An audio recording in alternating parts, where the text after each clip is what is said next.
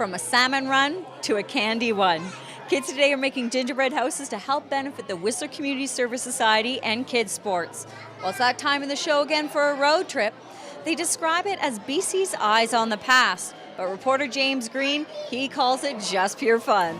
Travel along with us on the Quality Assured Collision Road Trip as we explore the many marvelous attractions and activities of beautiful British Columbia.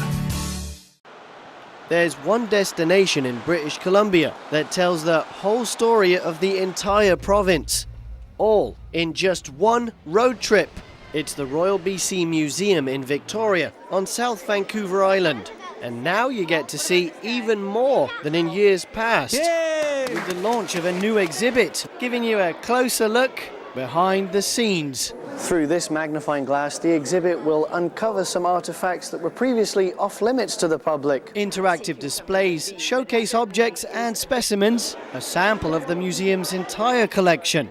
BC has the most biodiversity of any province in Canada, and the scientific work of museum curators and archivists help to keep track of it all. There's about just over 750,000 records of natural history species in BC in the collection. An important factor of having a natural history collection is that you're collecting pieces of time. The Royal BC Museum was founded in 1886. That's about 125 years ago.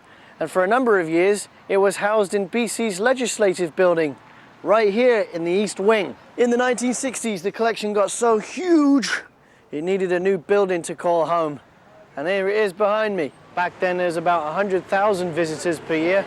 Today, depending on the exhibit, it's between 300 and 500,000. The museum, you see, is a place where my brain can play, and I like to play. And when my brain is playing, I am learning.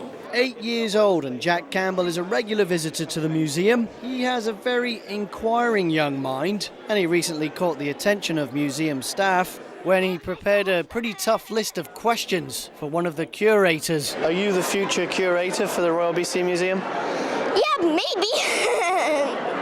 I actually think when I grow up I want to be a rock star, but that's my backup job. It's unbelievable. It's a must for every adult, every old lady, and every child. And from what I can see, the kids love it. Wow! It's really cool. What do you think? It's the best in the world. I think it's really, really fun and cool. Yeah, it's really cool. Yeah, like there's so many details and like everybody wants to come and see it. What are you guys pointing at? We're moon snails and... Moon snails, what? Are they snails from the moon? No, there's snails that live in the sea. Well, I think it keeps them engaged longer. If they're able to touch it and play with things themselves, then they're going to absorb more of the information that they're seeing. This is a real hands-on experience. It's the only place you're going to be able to get to do this safely. Good Canadian beaver fertilizer. You're going to have to check out the exhibit for yourself because there's a lot to digest. You know, it really brings the province to life. Did you just see his eyes move? Just saw his eyes move. And I'm just going to buy my entire family season's tickets. That's the way to do it. Yes. Part 1 of Behind the Scenes will be on display here at the Royal BC Museum until the fall of 2011. So you've got plenty of time to plan your trip down. In Victoria for the Quality Assured Collisions Road Trip, I'm James Green. Entertaining and informative, the Quality Assured Collision Road Trip. Weekends on Shaw TV. Always something new and exciting. If you want to brush up on Whistler history, drop by the Whistler Museum and Archives. And if it's tumbles and flipping that you want to learn more about, you definitely want to visit this new place. Discover how this new facility is opening up new opportunities for a BC ARIEL ski team. Normally what they do for aerial skiing is take ex-gymnasts and ex-trampolinists and turn them into skiing.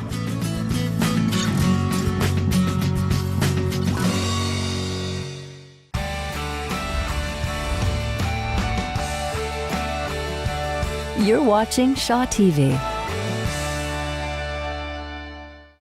Training tips are brought to you by Team Diabetes. More than 9 million Canadians are living with diabetes. including my older sister. She was diagnosed with type 1 when she was just 3 years old. I want to find a cure. She's my inspiration to run a half marathon in Iceland with teen diabetes. The only problem is, I hate running. I've got my new shoes on and I'm ready to learn to run. Perfect, and while you're at it, it's good to pick up a new sport bra as well. Okay, I probably don't need to show you that. Well, since you don't have much run experience, or any, and this is your first long distance event, I've designed a program for you to get you started, and it's just gonna start off with walk run, okay? Okay. Let's go. Okay, I'll catch up. I've got 10 months. You want to start off really safely and really slowly in the beginning. So you're going to start off with 30 seconds of running and 4.5 minutes of walking. And Toby says do that for at least 20 minutes. Come on, let's go. Put the phone away. Baby steps, come on. Baby steps. How many baby steps equals 22K? To donate or sign up, go to teamdiabetes.ca. For Shaw TV, I'm Johanna Ward.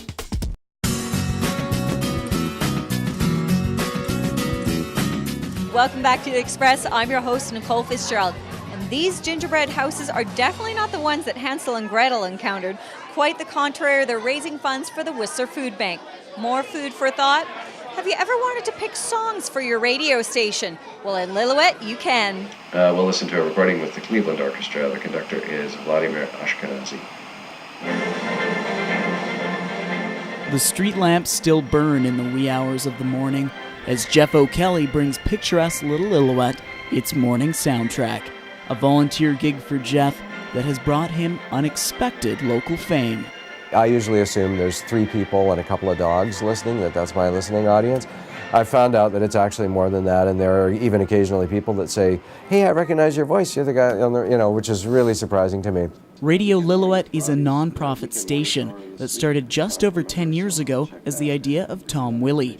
Its purpose, to serve the community, but also give opportunities for locals to share their interests and love of music. As far as radio and broadcasting goes, I have no experience in that whatsoever, apart from what I've done here, no training. But no, the radio itself was just a love for the medium, the way that it engages the imagination. Jeff is a very good, high-quality broadcaster. He has a degree in music from UBC in 1980. He's very knowledgeable about classical music, and as someone who would like to learn about classical music, I find that listening to his show provides me with a lot of information. Music by Ernesto Lecuona. The station was instrumental in providing emergency info during 2009's forest fires, but has also provided the community a voice it never had before, helping pull people together by sharing information about many things. It can be a source of pride in the community. Not like, hey, isn't Radio Lillooet great, but just, hey, isn't Lillooet great? Here we are, this tiny little community, and we actually have people who are kind of keeping a radio station going. So if you live in Lillooet or are just driving through, you can join Jeff or any of the on-air personalities at 100.5 FM to hear the voice of a community. In Lillooet, I'm Paul McLellan for Shaw TV. Mountain FM are the only airwaves that we're listening to tonight. They're one of the event sponsors, as well as The Question, Nestor's Market, Needle Lake Lodge, and the Great Glass Elevator. Well, later on in the show, we even have more new homes coming your way. Trampoline classes expand, welcoming both skiers and gymnasts.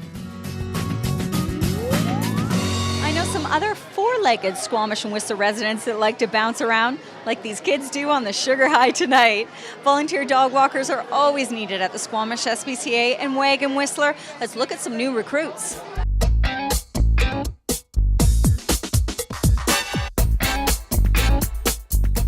Welcome to Wagon Whistler. We're about to introduce you to some wonderful animals we have for adoption. This is Blue. He is probably one of the suckiest cats I think I have ever met. He loves belly rubs. He loves to be snuggled. He loves quiet time by the fire. Please welcome him into your home. He'll love it. In here we have 6 beautiful puppies. They're about 6 weeks old, so they'll be ready to be vaccinated in 2 weeks. They've been a bit sick, but they're getting better every day. They've got Marco, Higgins, Hogan, Tiny Tim, Cubs. Come by and see them. Hi, and thanks for visiting the Squamish SPCA. Here is some of our adoptable animals. This is Rio, who is a calico female, and she is spayed, and her brother Raz, who is a neutered male, and he is neutered. They're about 3 months old, very sweet, and love to purr, and they're ready to go to new homes. This is Relly. She is a 9-week-old spayed female. Should mature mid to large size. She is an ultra mixed breed dog. She's great and friendly, loves everybody, and she is looking for a new family to live with. Love pets, love animals. The SPCA and WAG are always looking for volunteers to care for the Sea to Sky's cutest residents. Our tail tip for the week, the pads on little dogs' paws are very thin, so they can't be standing in the snow long. They can get frostbite. Well, safety is at the heart of our next story as well. It's never been safer to flip, spin, or fly through the air, well, at least at the Whistler Gymnastics Club. Normally what they do for aerial skiing is take ex-gymnasts and ex-trampolinists and turn them into skiing. We're doing the opposite here and taking kids that can ski and teaching them the aerial side of it.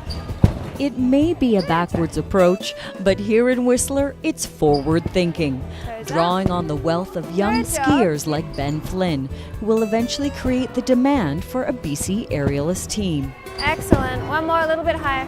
If I work better enough or good enough, I think I'll be able to get up on the snow by January. Good try. What happened to kick out in back tuck? The born and raised Whistler resident is one of half a dozen boys who joined the ARIEL trampoline group here at the Whistler Gymnastics Club. I also work with other teams, so I've worked with the national and the local BC ski and snowboard halfpipe teams. Right now we've got the Korean freestyle team coming in. Hosting access groups as well as a more diverse and challenging program lineup sprung from the Whistler Gymnastic Club's new facility.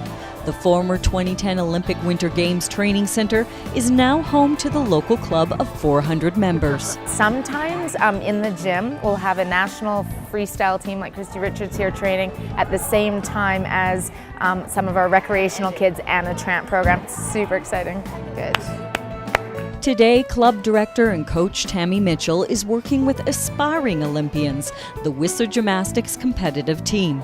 Instead of the short, narrow strip of the club's last facility, the girls now enjoy a giant sprung floor, something this former competitive gymnast of 14 years has always dreamed of in order to gain a competitive advantage. This coming here is like what I always wanted with a gym. Grade 11 high school student Rebecca Flynn may not be competing anymore, but she is back to enjoy yet another new program, a high school trampoline class. I see a lot of kids taking multiple classes. It's definitely brought back a huge group of athletes. Now that we have a full-time facility, we can accommodate as young as 6-month-olds, our baby class, all the way up to adult gymnastics and adult trampoline. A new beginning, not only for the local club, but for the future of sport in Whistler. Also new at the Whistler Gymnastics Club, they now throw birthday parties. But tonight, it's a gingerbread house party. And tomorrow, the Express Spotlight has your answer.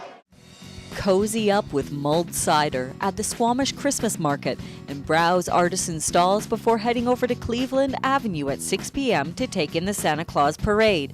Admission is free. Shop local for presents under the tree as well.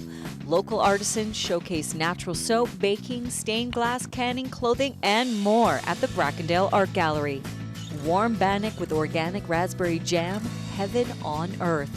And you can find it along with other winter root vegetables and baked goods at the Winter Farmers Market every Sunday at the Squamish-Lilwah Cultural Center. Vincent Massey is back at the Pottery Wheel, which sings with the eloquent language of clay. Rich colors, bold markings, robust handles. Drop by the Vincent Massey Pottery Gallery, open daily. Creativity, charity, and candy is at play today. A huge thank you to Sue Jensen from The Question, who handmade every one of these gingerbread houses herself. It's been a great event here at the Gingerbread House Party, and that wraps up this week's show. If you'd like to see your story idea on the Express, drop us a line at sea2skyexpress@shaw.ca. You can also get our show online at start.shaw.ca. Just scroll down to BC in Whistler. Join us next week for the 7th annual Mountain FM Christmas Breakfast. They're helping put Christmas presents under the tree for kids. So until then, from all of us here on Shaw TV, thanks for watching.